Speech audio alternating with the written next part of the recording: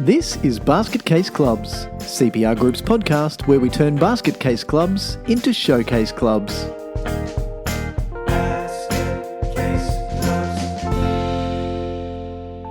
Hello everyone and welcome to the latest edition of Basket Case Clubs, our little podcast where we have fun talking about all of the crappy stuff that people in clubs do and ideally how we can then help them turn around. I'm your host, Michael Connolly, and it is my pleasure to introduce once again my co-host and partner in Basket Casey Goodness, Steve Connolly. G'day, Steve. Hello. I introduced myself as Michael's partner in Basket Casey Goodness at parties now. What do you do for a living? I'm Michael's partner in Basket Casey Goodness. Great opening. Is that the sort of time that everyone that you're talking to at a party says, I'm going to go and stand over here now? Yeah, anywhere else. Yeah. No, do you have someone else to talk to? No, just don't want to talk to you. You're just weird. Or is it that they know me? Crikey. Hey, maybe that's what it is. Maybe. Yeah, I'll stop saying that. Yeah. Good. To keep your friends. Yeah, to win some. Yeah. Oh my goodness. That's a pleasure to be back. Thank you for the invite to come and ramble at and with you. And today we're going to continue our journey through marketing. And it's been interesting because most clubs don't really think about how they should be doing marketing, and therefore they kind of just don't. That's probably not entirely fair, because a lot of them do get online and they post their stuff online and they hope that people are going to see their stuff online and then act as they're supposed to by seeing their stuff online, and then that magic's going to happen. But it's really not the case. So last time we talked about membership marketing, so we narrowed it down in the first session that we talked about marketing. We narrowed it right down and said, well, let's get away from core business and let's look at the fact that clubs have multiple business units. And we started with canteen marketing.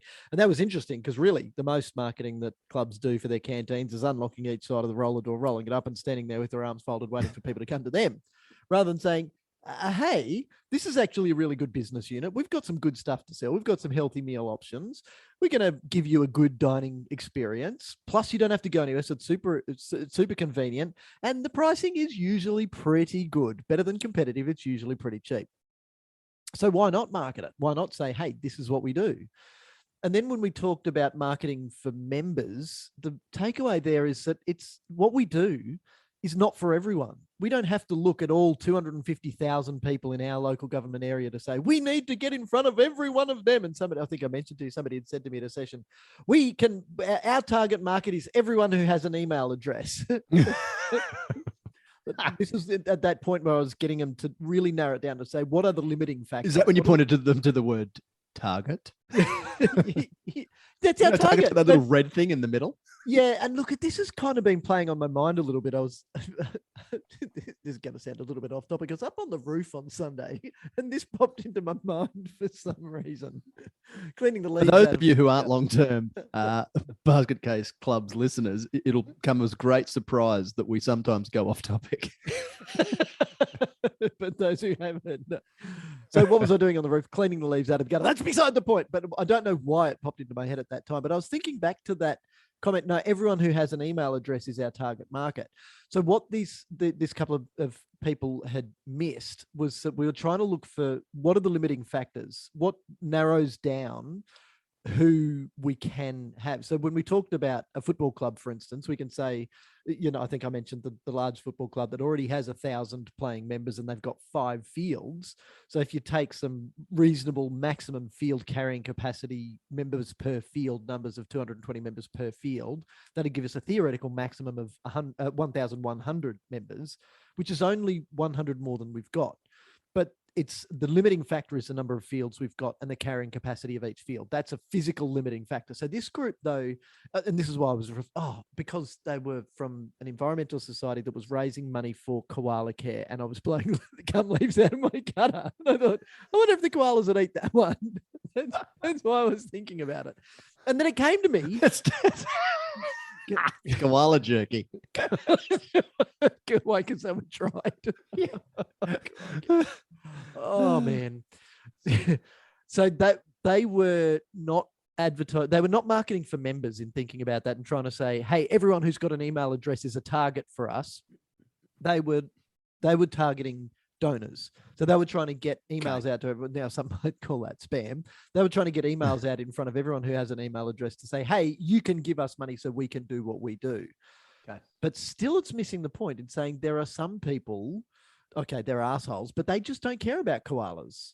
There are some people who do not care about conservation. There are some people who do not want to give. So, and then my mind just went a couple of steps further and thought, well, their target market isn't everyone with an email address, because are they really trying to seek donations from anyone under the age of 18?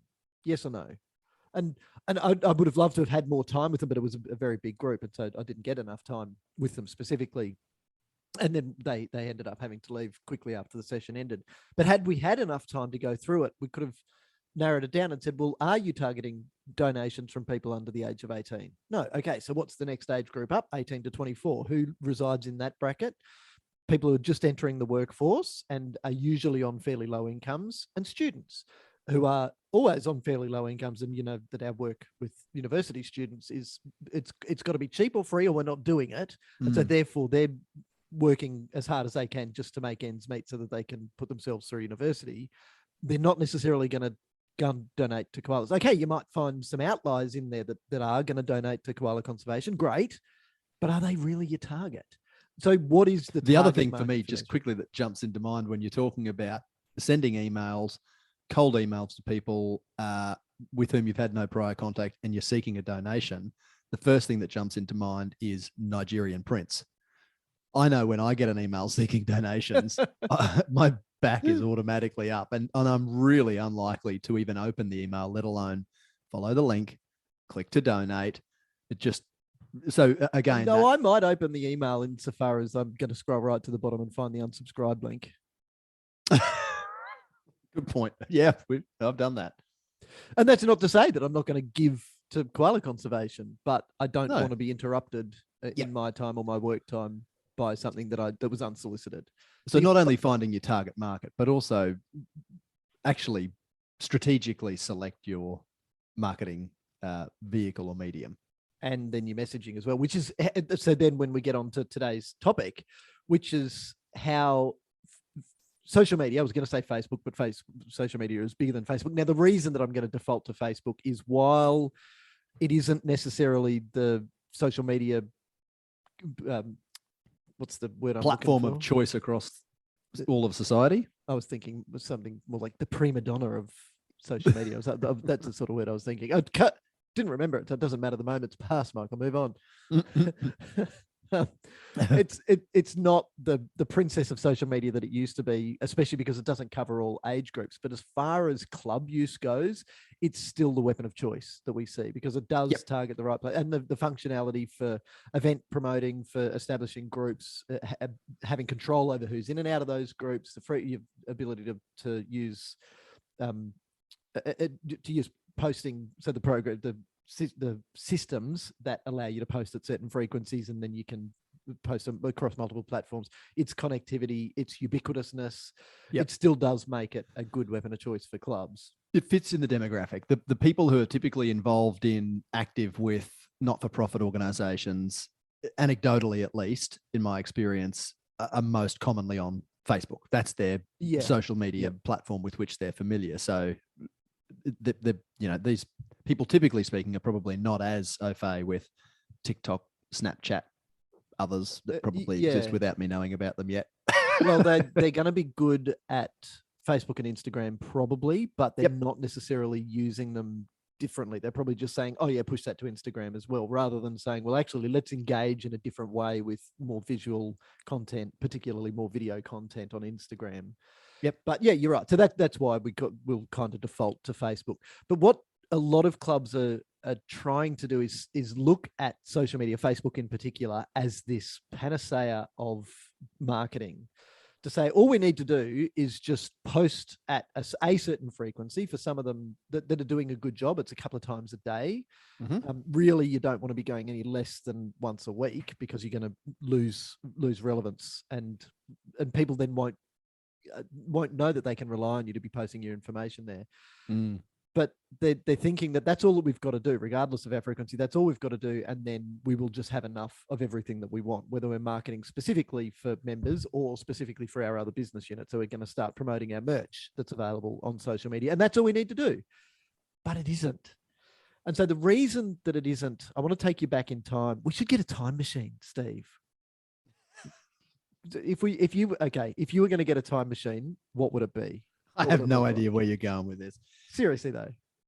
What, other than a DeLorean? No, of course not. Other than a DeLorean, that's the only time machine that's ever going to exist.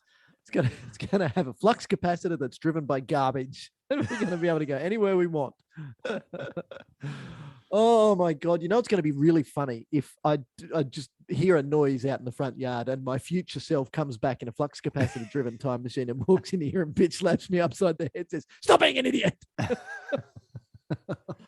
I want to dream about this time machine and make it. Yeah. Don't go tell me how flux capacitor works. Oh. So let's get in our flux capacitor driven DeLorean time machine and jump back 20 something years and have a look at what the world of digital marketing looked like back then. 22 years ago, so back to the year 2000, say, the world of digital marketing was pretty new. So we were kind of just at the point of the .com bubble bursting. Yep. But in Australia in particular, a lot of businesses really they still didn't know what this internet thing was. How do I use a World Wide Web? How do I get an email address? And they were trying to invent ways to make it work. Now, this is obviously not, I'm generalizing here, and it's certainly not the case for everyone.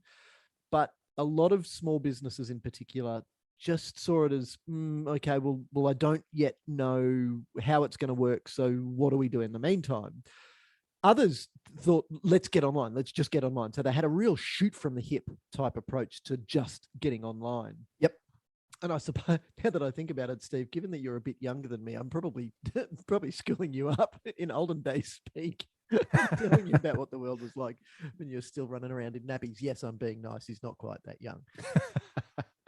But then when we get to move from small business to club, it was, for a lot of clubs, it was the last thing that they were thinking about. Everything was still paper-based. We still did our paper-based sign-ons. We still put a big sign up on the fence. We still put hard copy notices in school newsletters that were still circulated in hard copies. And they weren't necessarily thinking about, well, how can we innovate? How can we make sure that we're getting the right message to the right people in the right way at the right time, and using this new digital platform to be able to do that? But social media certainly didn't exist. No. A real DIY approach to digital marketing didn't yet exist. It was still a long way away. So for the most part, those clubs that did have a web presence had one of those web presences that looks like it was built on a Windows 95 machine, because it was. And it was pretty much just an online brochure. So it was just everything that we've got in a fold-out brochure, or something that we'll scribble in a grant application, that was no different. And it had no other functionality. So then we get back in our time machine and come back to the future, or our present. Oh, now I'm going to do my head in thinking about the present and the future, depending on where I'm sitting. So now we get back to today. It's just today. We get back to today, and it's far different. So even building your own website means that I don't have to wait for some nerd in a basement to make updates or produce an online form for me to do a survey, a satisfaction survey and an exit survey of members. We can do that all ourselves using online DIY WYSIWYG editors that create a beautiful looking web page very, very quickly and very, very cheaply. All free. Yeah. All free.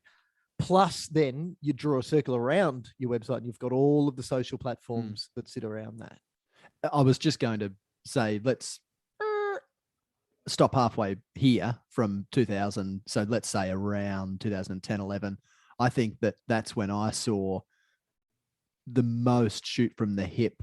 You know, really social media was becoming, Facebook largely, I think had kind of pushed MySpace out at that sort of time, and was really, which obviously was all personal use. And then we saw organizations making use of Facebook largely around that 10, 11, 12 sort of time. And I really noticed a huge shoot from the hip approach there, where some organizations were doing a really good job getting a lot of engagement and other organizations down the road or, in the same sport, playing in the same competition would see that. Posting funny cat videos. Yeah.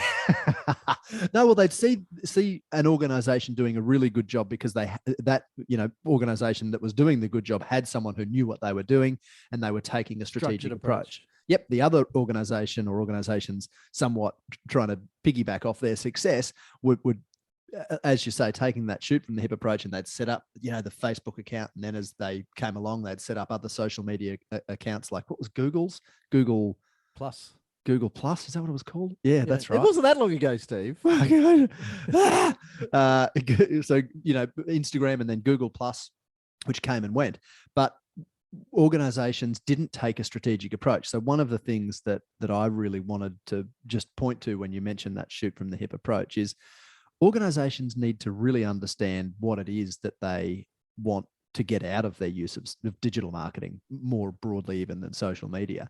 Are you trying to keep your current members up to date? Are you trying to get new members, volunteers? Are you trying to demonstrate how active you are in doing good in the community to convince investors like grant providers that they should be investing in you? So then there really needs, your use of digital marketing needs to be underpinned by good strategic direction rather than just, look, someone else is doing it really well, let's try and be successful as well.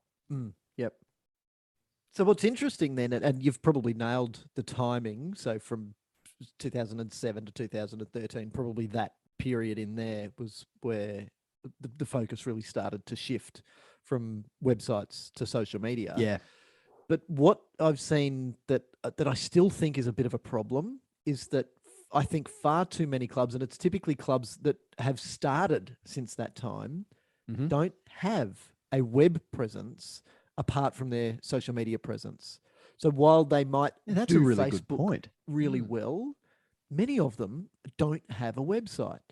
And for most of them, they're saying, but that's fine. It meets our needs. Even those who do have a strategic approach, they're saying, this is why we do Facebook. This is how we do Facebook. This is when we do Facebook. And this is who we do Facebook for. And it meets all of our needs. We want to communicate who's done what that's good and who we want to celebrate, like our volunteers or our star athletes. When the fields are closed, where our teams are this weekend, who's training where, what weather impacts we've had, and all of those sorts of quick. We need a response fairly quickly, sort of information. But it's missing a really important point, and that is that for the most part, all of these users of Facebook aren't paying for it. So when you sign up to Facebook, yes, you've got to go and create your account, connect it to who you are, and then you've got to agree to all of their terms and conditions. Now, it's very easy to scroll through those terms and conditions and say, oh, this is all good information about how Meta is going to protect my private and personally identifiable information. And I'm glad you're laughing, because that's not what it says. It says, hey, we are clever, rich entrepreneurs who understand that data is the new currency. This is several screens of very small writing that's explaining to you how we're going to take your private information and personally identifiable data and sell it. Sell that shit to make more money. We're going to create leverage from owning your data. That's what it says. So when you look at it like that, it's really important to understand that if I'm not paying to use Facebook, I'm not a Facebook customer. I'm a Facebook user, but I'm not a Facebook customer. And being a user, it means that my data is now available to Facebook, and the customers of Facebook who do pay for access to that data to leverage it and make money out of it by pushing the right thing to me at the right time. Freaking genius. Thank you. It really is just freaking so clever. That and I thought you were telling me I'm smart for figuring it out. Yeah. No, you're so smart. I'm smarter than Mark. That's why I'm your sidekick in Basket Casey goodness. So this is Jess. This is probably that moment we're supposed to do a little insert that says, "Beep, Basket Case Clubs is by no way endorsed by Mark Zuckerberg or anything to do with Facebook." Beep. And we apologize for any likeness caused. Oh, crikey. It is so absolute smart. genius. And But I wonder how many of our listeners have any idea that when they've clicked accept terms and conditions on, these major social media platforms all owned by Mark, actually understand the implications of clicking that. Well, of Ticking that course, box. Steve, our Basket Case Clubs listeners, of course they understand, because they have the sort of high intelligence of the sorts of person that goes, yes, I understand this. I accept it. I accept that I am a commodity that is being sold, that my Yep. data is the commodity, that I'm not a customer, I'm a commodity. And the upside is better than the downside. I've done a risk and reward analysis and gone, yep, I'm in, and I'm all in. I And think how that can it's I make great. use of it? How And can I how can- make use of it in my organization? See it for what it is and understand it. Yes, but obviously it's all the jokers who haven't yet worked out the Basket Case Clubs is the best podcast on the planet, and so the dumb ones who haven't figured it out yet. But we'll get there. We'll get there.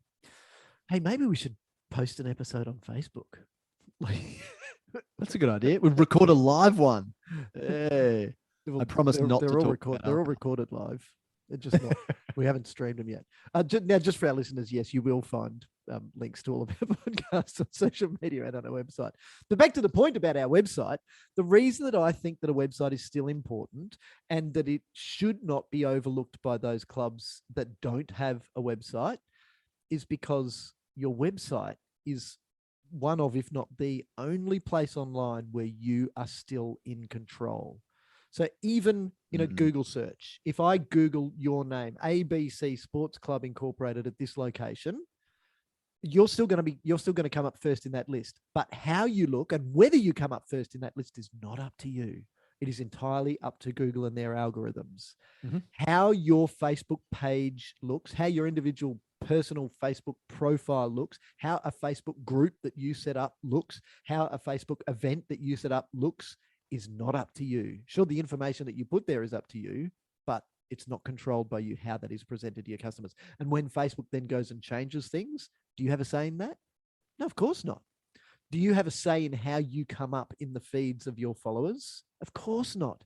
And if you can figure out the algorithm to try and work out how, then stop listening to Basket Case Clubs and go and claim your billions of dollars by selling that shit to everybody else who's trying to figure it out. Because they're deliberately Or the let algorithm- us in. You Yeah. know, we're happy to join, piggyback. Joint venture.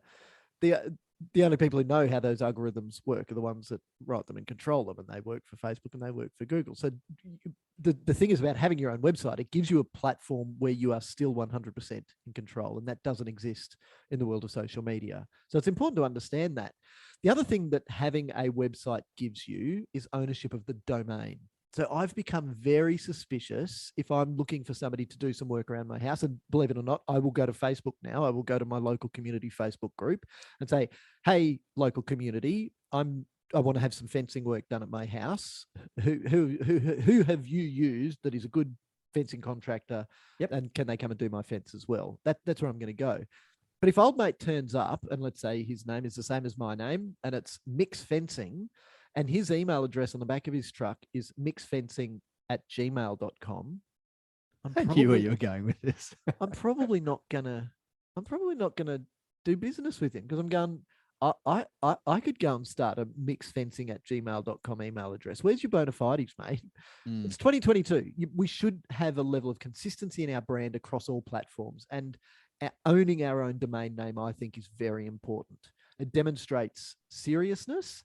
And it demonstrates that we understand that this is an organization. And, we've said it a million times that don't run your club like a business, run it as the business that it is. Well, this is how we do business. We take our online presence seriously. We take our digital branding seriously, and we work very hard to create consistency across platforms. And I'm interested to know how you knew where I was going with that. Oh, the Gmail. I've heard you speak with and about organizations with Gmail accounts, and I share your hesitation in giving organizations that use a Gmail. Or I pick on my wife who still has a Hotmail account. Yeah, they still exist, and it doesn't fill you with confidence. It doesn't put forward an air of professionalism. And I've even worked had contractors do work at my house who are quite sizable contractors that supply to big builders and so on, and they still operate just with a Gmail email address, and it just isn't a professional facade. And So I've heard you talk about it before. So I knew that as soon as you were talking about the truck pulling up, it was going to be about the email address on the bottom. And Well, we're being a little bit nitpicky Generalist. there and generalist, but some people might think, oh, there's nothing wrong with that. But just think about how you perceive an organization when they do own their own domain. And what does a domain cost, Mick? $12 a year? Yep. Maybe? Yep. We're not talking About big that. bucks.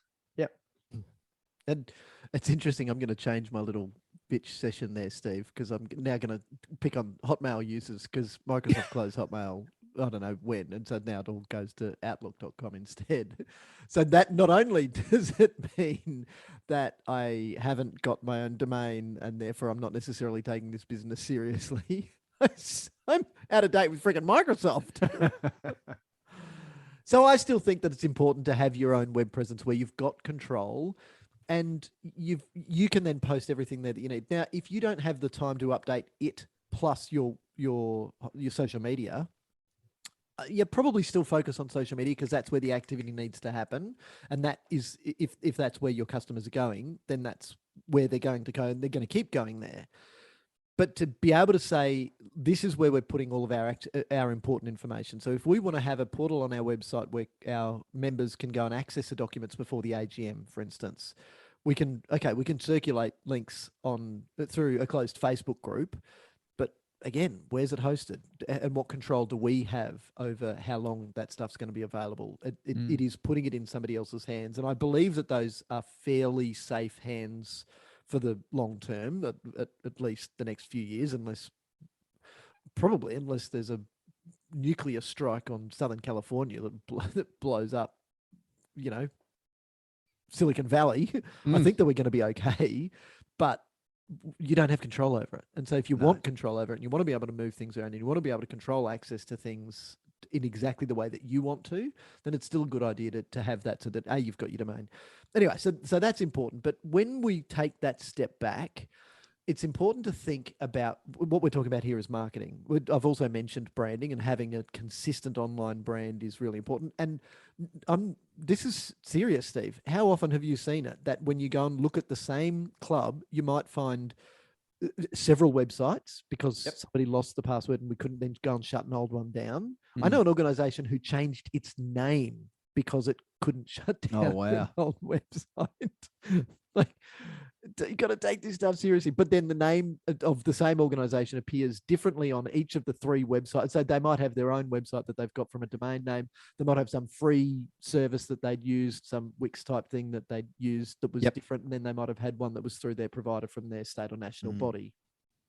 Then they've got a different name or different branding or different color scheme, different logo on Facebook, a different, probably not on Instagram, but if they're using Twitter or they did use Twitter at some point, then they've got this profile open over there and it's written differently. And the name isn't the same. Like, you know what your name is. It's on that certificate of incorporation thing. It's on your constitution. We know what it is. Use it correctly. That's who you are. Don't bastardize it. And through no fault of the current volunteers in that and many organizations in a similar situation, they are not putting forward a really professional image through their digital footprint. And no, not those. I came across a website this week in preparing for this episode that's still like those websites that I was picking on from the late 90s. Still, this is a charity group that does fantastic work, and their web presence makes me look at them and go, I'm not going to donate to that charity. Is it just me? Like, am I, what would that be? Technologist? Technologyist? Technophilist? I don't know. Technophobist? Anyway, look, maybe it's just me, but I think that it's important that you take, regardless of what I think, take this shit seriously, because this says a lot about you. If you are inconsistent and you can't get your act together in how you present yourself, where everybody can find it now, there's no secrets. There's no having a politician say something and having it printed on Wednesday in the paper and then nobody having a chance to comment until the Saturday edition comes out with the letters to the editor. But it is instant now. So the world will vote very quickly. And you'll look, if you go and look at your statistics on your website, it's called the bounce rate. The bounce is when somebody comes to your website and goes, oh, not for me, and leaves very quickly. What's your bounce rate look like? And I'm going to guess that if you've got a website that looks like if it looks like a late 90s website, fine. But even if it just looks shit, people aren't going to stay. Our expectations as consumers now have gone up so far. So that, yeah, I was going to say that while some people might think that you're sounding a little bit technologist, a lot of people will, I'm sure, be thinking as you're talking through this message, and they'll be realizing that without even consciously recognizing it, they've been kind of feeling the same. Or maybe after listening to this episode, they'll land on some shitty websites and they'll realize, oh, That's I'm why not I filled feel with funny. confidence by this Yeah. business. Yeah. Yeah. Yep. Or maybe it'll be a Gmail account. Yes, or a Hotmail. So the important thing then is to understand, to try and bring this all to a close, is, and it's interesting I say that usually about halfway through an episode. So I'm sorry if you've all got really excited and then just glanced at your phone to see how much playtime you had left, and it still says 47 minutes to go. Where are they going here?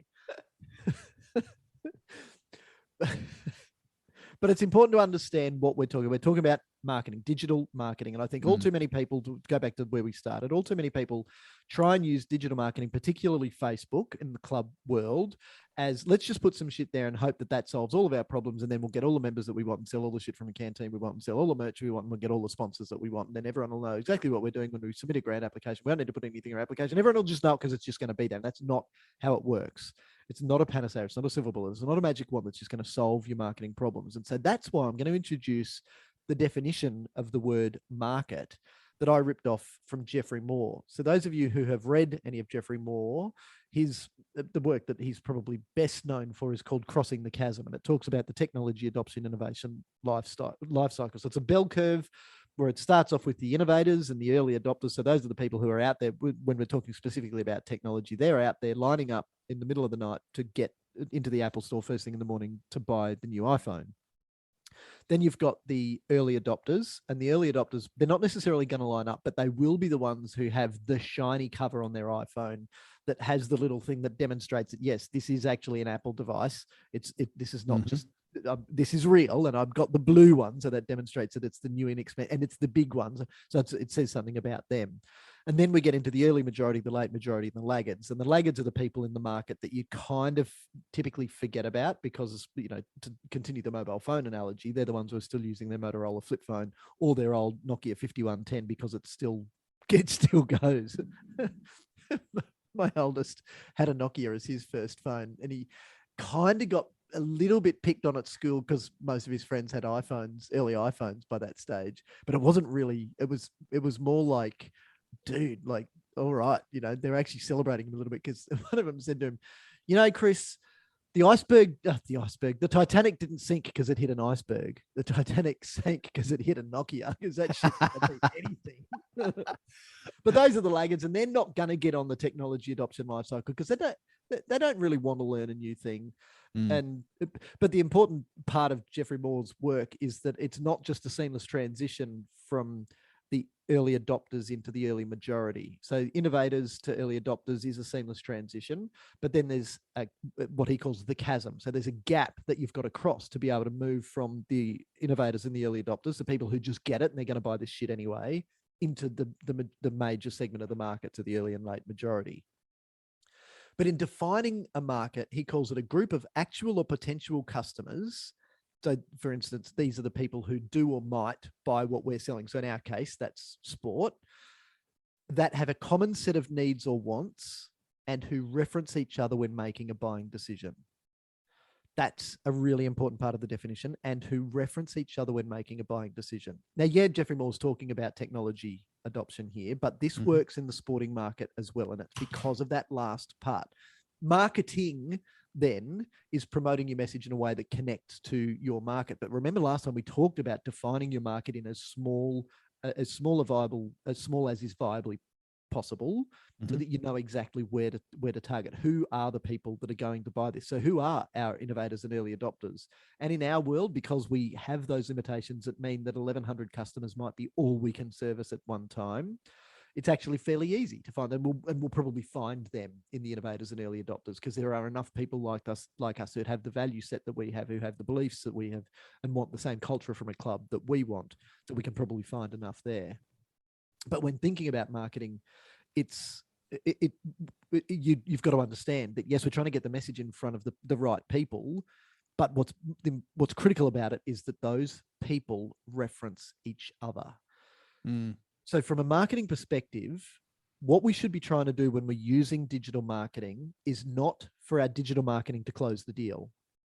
The better way to think about it is let's let our digital marketing open the conversation. And then when that conversation is open, it's the conversation that we're having that closes the deal.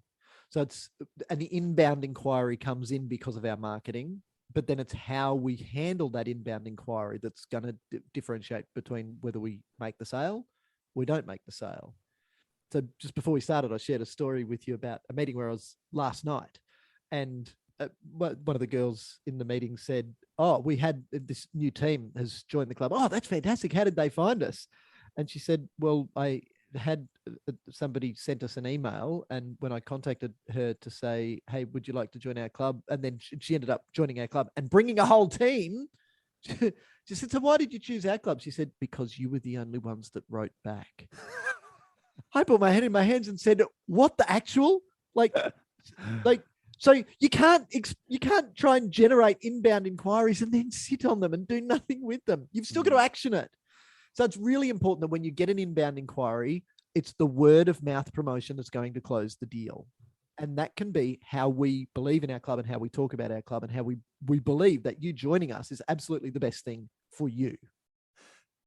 I think this has really hit home lately for me, and I'll phrase this comment by asking you a question. When was the last time that you bought something without looking at least a handful of reviews? So I don't know, Steve. I'm going to say before the internet became a thing. My wife Katie was looking at, I think it was little vinyl stickers for our daughter's daycare lunchbox and water bottle, and she had a handful of websites and possible places to go and get them in person, and she said, "Oh, I just can't decide which one of these I'm going to go with." And I said, "Well, have you looked at the reviews?" And she said, "No." I said, "Well, go and have a look at the reviews." And within a few minutes, she found one of them that had, a huge number of legitimate seeming reviews. So she just made that decision. So that referencing each other, absolutely, for me, I think has really hit home through the review process. And before I buy anything, I'll go into a store now and, a hi-fi or home appliance store, and I know exactly what I'm going to buy. Sometimes a good salesman will change my mind, but I've got the reviews, I've got the background. But even if that happens, you still pulled up your phone and you're still reading reviews in front of the salesperson. Yeah. Or, hey, this other company can give it to me cheaper. Are you going to match this price? God, salespeople must hate the internet. Yes, they did. They absolutely did, because I was working. It was one of my, those jobs that university students have when they're trying not to spend their money on donating to koala conservation. I was selling donuts. So I was selling everyone's, TVs. everyone's I was very glad there wasn't an internet. But this absolutely, for me, I think really highlights the importance of that definition of marketing, at least the last part of it, where you say that where Geoffrey Moore says that a market or people within a market will reference each other. Yeah. And that's also happening, as you say, to start not to close the deal, which is really probably where you're at when you're looking at reviews or getting close to that, but to start the conversation, particularly in the realm of services marketing, which is what our clients are typically doing. Yeah, it's a really good question, Stephen. And I very often make decisions. No, I always make decisions based on reviews, but I'm kind of the nerdy type where if I'm making a significant decision, so my car, for instance, as you know, when I was comparing one high-powered V8 car with another, what made my mind up is I just went to falsify everything. So I said, well, show me a bad review. Tell me why I wouldn't. And I looked for the bad reviews and said, can I pit these two against each other? And I'm looking to say, well, how's it going to break? Yeah. And that's really important, because when you ask me, so I'm selling my own club. When you ask me, I should, and now not everyone does, so please start if you're not. I should be really good at selling how good our club is and why it's wonderful for you and how we're going to provide you the experience that you want. But when that's coming from me, I'm a biased source. And you know that. The salesperson that you were talking about when you're buying a TV is a biased source, because they're going to make commission or at least getting paid to sell you the TVs that they've got in stock. Yep. Where word of mouth becomes so much more powerful is when the market references itself. I can promise you that if I'm going to buy a TV, the next TV I buy is going to be the one that you told me to buy, because you said you'd bought a TCL and it flickered. and then the next TV you bought was a Samsung, and you said, just don't buy anything else. Yep. So I know that I'm going to spend more on a Samsung than a TCL because of what you said. And we just had this discussion about a battery charger, and you were did. doing some research, and I said, no, buy this one. And you said, okay, I'll buy this one straight away. So that's a great example. When you were reading the specifications, I was reading the reviews. So it's right though. It's right. We are not abnormal, and No. we are the target market for sports clubs. We have kids. We are participants ourselves. We are exactly who you are marketing to. Yep. So the most powerful thing that you should be trying to get your social media to do, and your entire digital presence, including your website, to do, is to back up what I say about our digital footprint should back up what I say about our club. So if I say it's wonderful and this is the benefits that it brings and this is what's in it for you, then when you go and search it, you should be getting the same messages. They should be digital. They should be high quality. They should be visual as much as digital. They should be visual as much as possible. So can you do video content? The cameras in your phones now are better than any camera that I've ever bought. I stopped buying cameras because I just keep updating my phone. So you've got a great camera, a little gimbal for it, so you can do those lovely slow-mo shots that are very smooth. You've got a member with a drone. Make sure that they've got their CASA accreditation to get some of those awesome shots and great video of what your facilities look like. All of this is really easy to do now, the DIY world. But the best bet is not when the word of mouth is me telling you, the potential customer. It's when one of our customers tells you, the potential customer. So when that final part of Jeffrey Moore's definition of the market works, when they are referencing each other about us. So that's what we're trying to do. And the way that social networking works is that you've got friends who are like you. If you like me and you like me enough to repost or share the stuff that I'm sharing, then because you're sharing it among your network, through you, I have access to a whole range of people that I wouldn't otherwise have access to. And I know that they're people like you because they're your friends. And I know that you are connected to us because I'm somebody like you as well. And then so social networking worked before there was a digital social network. It's those people, those parts of the market referencing each other about their buying decisions. Now they just do it online, but it's much of that then transitioning from the online world to the in-person world that you can get, the better. So if you can have your online presence manipulating the conversations that are happening in the school car park at pickup time between parents, that is worth so much more than anything else that we can do. So that's the sort of offline conversation that you really want to be working to drive, because that's the stuff that works. Yeah. It's so much more powerful than you talking about how wonderful you are if others do it for you. Absolutely. So I've just written down a new takeaway, and this is based on the conversation that we've just had about my battery charger that you've just helped me buy. Get reviews from your customers. People read that shit, man. Yep. It is so powerful. And if somebody gives you a 1-star review, what does that mean? Is that the end of the world for you? Or is that an opportunity? Is that free advice for how you can improve your services?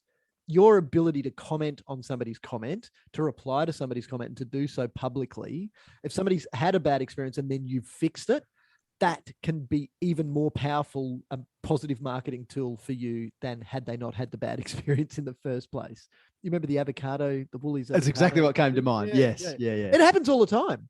Yeah. But it also happens in the offline world. The young family that went to the hotel reception desk to say, there's a tennis court free. Can we book it to play tennis? Yes, absolutely. Have you got your own rackets? Oh, no, we didn't bring any. Oh, well, you're going to have to wait because we've only got one set of rackets. And one of the people who worked in the hotel jumped in her car and ran down to one of the sports stores, Amart or Rebel Sport or something, bought some cheap tennis rackets, $18-20 each, and drove back and went and knocked on the mum's door and said, oh, I've got some tennis rackets if you still want to book the court. Because of that example, that mum then on checking out said, oh, by the way, thank you for doing what you did. That was remarkable. And we've booked our whole extended family to come here for Christmas. So they've spent thousands and thousands of dollars to book in because they fixed, it was a tiny little pseudo problem. It's not really a problem, but because they went over and above to fix it. Yeah, they gave a shit. Oh yeah, but it was just a tiny shit that they gave. So that's why that's why if somebody rings you, reply. If somebody Yes. if somebody sends you an email, reply. If you're not going to reply straight away, and I 100% support this, have one of those autoresponders that says, thank you Yes. very much for your inquiry. As secretary, I respond to my club emails on Tuesday between these hours and Fridays between these hours. If I don't get back to yours, it's only because there's a high volume, but please rest assured that your email has been received. If the matter becomes urgent, please contact this number between these hours. Yeah, Like, they wonderful. are fantastic, those autoresponders, because it's a great reminder. It's a response immediately to Yep. acknowledge that the email has been received. Yep. But it's straight away giving that person context for why the response might take some time. Yeah, and it enables volunteers to stay as happy volunteers because they're maintaining the work-life balance. This case being their volunteer work-life balance. Yeah. So yes, that's takeaway number one. Number two, I'm going to jump back to something that you said earlier, and that's about having a strategic approach to your use of social media. And I'm going to extend that to having a strategic approach right across your digital footprint. Yep. So just because the marketing experts in bunny ears say that you've got to have a profile on every single social media platform that exists doesn't make it true. If you're not going to use Twitter, don't use it. Don't bother. If you are going to pick, then my suggestion at this stage, given that the date is July 2022, I'd still say Facebook's probably your best bet. But if you can do Facebook plus Instagram, even better. If you can then separate the content a little bit, knowing that the audiences of those platforms are a little bit different. But all of this should be based on a strategy that is very clear. We know what we're trying to achieve. Therefore, we know, and then back that strategy up with a policy that says, this is the sort of stuff that we're going to post. This is when, this is who, this is, and password protection, please protect your passwords. But having that strategy focus on how you do your digital work is really, really important. Have a website, even if it's limited in scope to begin with, because you've still got full control over it. And obviously the final and most important one for me is understand that a market is a group of people who have the same or similar wants and desires and who reference each other before making a buying decision. Drive word of mouth as much as you can. So that's how you talk about your offering, but it's also how the real goal here is for your people to sing your praises from the rooftops. So there you go. That's our stroll through digital marketing, where we haven't said how to set up a Facebook account. We did tell you how to scroll through and not read all of the terms and conditions. But you're already really good at that. Yeah. I was doing something once, reading instructions in how to update one of my little pieces of hardware. And so I plugged it in and followed all of the instructions, and it said, do this, plug it in, and you've got to turn them on. It's musical equipment. So you've got digital stuff you've got to turn on in a certain order, plug it in, blah, blah, blah. And then it said, step number 5, read the terms and conditions carefully, in brackets, ha, ha, ha, yeah, right. Who actually does that? Oh, that's great. That's great. In case you're interested, it was one of the Yamaha subsidiaries called Line 6. So very, very good work, guys. Very good work. Very funny. So, Steve, thank you for joining me, for being my partner in Basket Casey Crime once again. Thank you for the opportunity, as always. Been exciting. This little journey through marketing has been really interesting. I hope it's been, I was going to say eye-opening, maybe eye-popping in some of the segues that we've made all the way through. Obviously, big thanks to Jess for being our editor. And yes, the bits that you didn't hear of this episode were probably even funnier than the bits that you did. If you want to check us out, go and have a look at what we're doing on social media. We're pretty active there, and that's a very deliberate tactic. It's because we want to make sure that there's some visibility for what we do. However, you know that we're not there to close the deal. We're there to open the conversation. We're there to make our digital presence say what we say about ourselves. If you're not already a subscriber to our newsletter, you can do that at our website, cprgroup.com.au, and you'll get a little pop-up that says, hey, subscribe to our website. And it's good. I think the frequency is pretty good, and we've got some really useful information that, again, goes through to solutions. Yes, there's lots of problems in your volunteer world, lots of hassles, but it's all about finding a solution. And that's what we do at CPR Group, and of course here at Basket Case Clubs. Thanks very much, Steve. I look forward to chatting to you again soon. Thank you. See ya. Bye.